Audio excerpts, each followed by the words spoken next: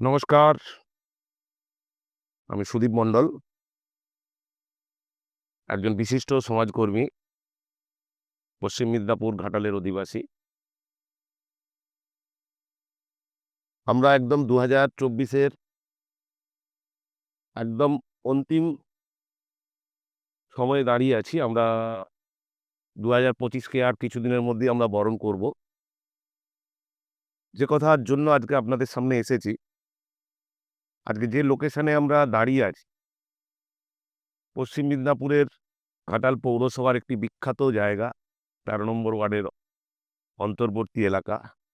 যেখানে আজ থেকে আমরা ২০ থেকে ২৫ বছর আগে এই বিস্তীর্ণ এলাকা দেখছেন। বিস্তীর্ণ এলাকা, কিছু ল্যান্ড, কিছু জলাশয়, যেই জলাশয়ের মধ্যে আজ থেকে ১৫ থেকে ২০ বছর আগে আমরা দেখেছি সাইবেরিয়া থেকে বিভিন্ন কান্ট্রি থেকে শীতের সময়ে, শীতের মরশুমে পরিযায়ী পাখিরা আসতো।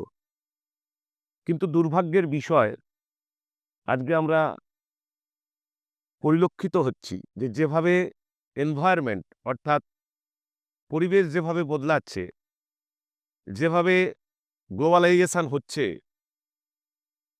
তার সাথে সাথে যে পর্যাপ্ত যে পরিযায়ী পাখি আসতো আপনারা দেখতে পাচ্ছেন এই আশপাশ, সেই পরিবেশ কিন্তু আজকে নষ্ট হয়ে গিয়েছে। এখনো কিছু সংখ্যক আপনারা দেখতে পাচ্ছেন, আমি দেখাচ্ছি হাত দিয়ে।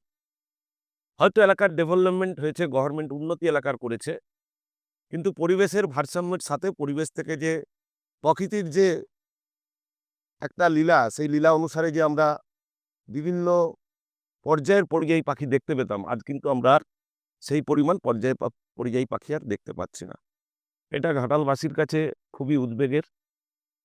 এটা ঘাটালবাসী একটা সুন্দর মনোরম পরিবেশ চেয়েছিল। এখানে সুন্দর একটা ইকো ট্যুরিজম পার্ক, পৌরসভা নয়, এটা পঞ্চায়েতের আন্ডারে দীর্ঘদিন হয়েছে। গভর্নমেন্টের উদাসীনতায় এই পার্ক কিন্তু আজকে পরিচর্যিত হয় না ঠিকঠাকভাবে, যতটুকু আমাদের নজরে আছে। পার্কের মধ্যেও একটা বিশাল জলাশয় আছে, প্যাডেল বোট থেকে শুরু করে মানুষের একমাত্র মনোরমের জায়গা। এখানে ইকো ফ্রেন্ডলি জায়গা হিসেবে এই জায়গাকে আমরা আগেও দেখেছিলাম, এখনো দেখেছি। এবং এটা একটা ভালো ঘাটালের টুরিস্ট স্পটও বটে, যেখানে বহু মানুষ এই ডিসেম্বর থেকে জানুয়ারি তারা পিকনিক করে পরিবার নিয়ে এসে, বন্ধু-বান্ধব নিয়ে এসে। কিন্তু আজকে আমরা এই বিলীনতার সহিত বলতে হয় যে সরকার যেমন উন্নতি করছে, কারণ যে এত কমে যাচ্ছে কেন? কারণ এখানে আগে কোনো এত লোকালয় ছিল না। এই লোকালয়ের মধ্যে আজকে বহুতল বাড়ি নির্মাণ হচ্ছে, লোকের ঘনবসতি বেড়েছে, জনসংখ্যা বেড়েছে। স্বাভাবিকভাবেই যত লোক চলাচল এবং ঘনবসতি মানুষের বাড়ার কারণে এই পরিযায়ী পাখিরা বিলুপ্ত হচ্ছে। আওয়াজ হচ্ছে, পলিউশন হচ্ছে, পুকুরের জল দূষিত হচ্ছে। স্বাভাবিকভাবেই এগুলো কিন্তু একটা দিক এই পরিযায়ী পাখি লুপ্ত হওয়ার কারণে। তাই আমরা চাই যে গভর্নমেন্ট বা ঘাটাল পঞ্চায়েত সমিতি বা ঘাটাল পৌরসভা উভয়ই কেন্দ্রীকরণ করে এই জায়গাকে রক্ষা করার দায়িত্ব নিক এবং একটা সুন্দর সমাজ ব্যবস্থার মাধ্যমে একটা সুন্দর পৌর উন্নয়নের, পৌর পরিকাঠামোগত যে উন্নয়ন হচ্ছে, সেটার একটা রূপরেখা ঠিক থাকুক, ড্রেনেজ ব্যবস্থা ঠিক থাকুক, রাস্তাঘাটের ব্যবস্থা ঠিক থাকুক এবং তার মধ্যেও কিছুটা জায়গা থাকুক যাতে এই সমস্ত পরিযায়ী মানুষ, পরিযায়ী পাখি থেকে এবং এই জায়গাটা যে আমাদের একটা পিকনিক স্পট, সেই স্পটটা যেন মানুষের কাছে আরো গ্রহণযোগ্য হয় এবং আরো আনন্দের সহিত এই জায়গাটাকে তারা মনোরম পরিবেশে নিয়ে যেতে পারে। এই নজর সরকারকে নিতে হবে, সাথে এলাকার যারা সাধারণ মানুষ আছে তাদেরকেও উদ্যোগ নিতে হবে এবং আমরা যারা আছি, আমরা বিভিন্নভাবেই বিভিন্ন জায়গায় প্রশাসনকে আমরা জানানোর চেষ্টা করব, যাতে এই পরিবেশটা আমাদের একদম সুন্দরভাবে অক্ষত থাকে এবং এবং যে পলিউশন হয়, যারা এই যে পরিযায়ী পাখি থেকে, সাধারণ মানুষ থেকে, যাতে পিকনিক করলে বা চড়ুইভাতি করলে যেন সাউন্ড পলিউশনের মধ্যে এই পাখিরা সহ মানুষ সহ অতিষ্ঠ হয়ে না পড়ে, এইটাও প্রশাসনকে লক্ষ্য নজর রাখতে হবে। লক্ষ্য নজর রাখতে হবে কোনো অসামাজিক কাজকর্ম যেন না হয়। পুলিশ প্রশাসন তাদেরকেও নজর রাখতে হবে, স্বেচ্ছাসেবী সংস্থা তাদেরকেও নজর রাখতে হবে এবং যারা সর্বোপরি আমরা ঘাটালবাসী, ঘাটালের মধ্যে আছি, যারা আমরা সমাজ সচেতন ব্যক্তি, তাদেরকেও আমাদেরকে সজাগ রাখতে হবে। স্বাভাবিকভাবেই এই জায়গা মানুষ বসতি গড়ে উঠবে, কিন্তু বসতির মধ্যেও একটু নিরলা, নিস্তব্ধতা, একটু নির্জন খুঁজে বেরোয়। আমি মনে করি ১৭টা ওয়ার্ডের মধ্যে ঘাটাল পৌরসভার ১৩ নম্বর ওয়ার্ডের এই জায়গাটা একটি এমন গুরুত্বপূর্ণ জায়গা, যেখানে আগে মানুষের উন্নয়ন ছিল না। আমরা উন্নয়নের স্বার্থে পেয়েছি, ঘাটাল পলিটেকনিক কলেজ পেয়েছি। আমরা হয়তো আগামী দিনেও অনেক কিছু পাবো। কিন্তু তার মধ্যেও এই পরিবেশটা সুন্দরভাবে আমরা রাখতে চাই, যেখানে এই পরিবেশের মধ্য দিয়ে আমরা জেলা প্রশাসন, রাজ্য প্রশাসনকে আমরা বার্তা দিতে পারি যে ঘাটালে একটি এরকম সুন্দর পরিবেশ আছে, যে পরিবেশের মধ্যে আপনারা আসুন, আরও ইকো ট্যুরিজমের জায়গা তৈরি হোক। কারণ বাংলার মুখ্যমন্ত্রী মমতা বন্দ্যোপাধ্যায় এ ব্যাপারে খুবই আগ্রহী।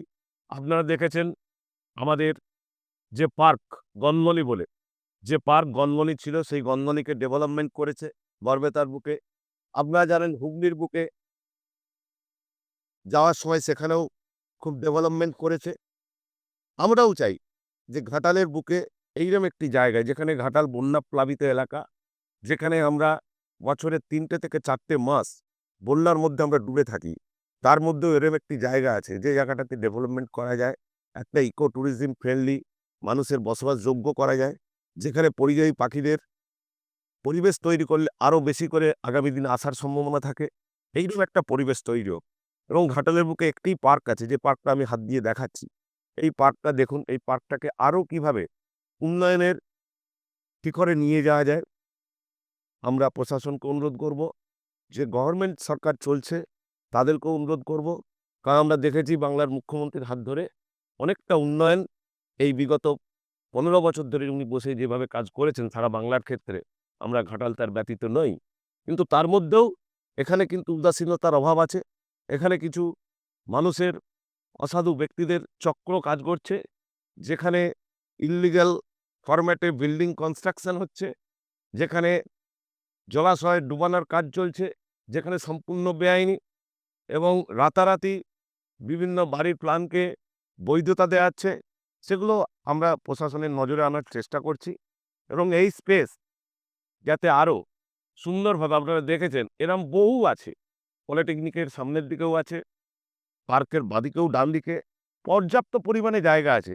সেই জায়গাটাকে যদি একটা প্ল্যানিং করে আগামী দিন এগিয়ে যাওয়ার লক্ষ্য রাখে প্রশাসন, তাহলে কিন্তু এই ১৩ নম্বরের এই জায়গাটি সুন্দরভাবে মানুষের নজরে আসবে। একটা লোকেশন তৈরি হবে বাংলার বুকে, ভারতবর্ষের বুকে। তাই সবাইকে এই বিষয়টার উপর আমরা আলোকপাত করার চেষ্টা করলাম। যারা আমার ফেসবুক ফ্রেন্ডস আছেন, যারা আমার ইউটিউব ফ্রেন্ডস আছেন, তাদের কাছেও আমরা সবার কাছে অনুরোধ করছি, আপনারা দেখুন, আপনারা আপনাদের মূল্যবান মতামত দিন, এবং আগামী দিনে এটাকে কিভাবে আরও সুন্দরভাবে গড়ে তোলা যায় তার দিকেও নজর রাখার জন্য আপনাদের কাছে অনুরোধ রাখলাম। ধন্যবাদ।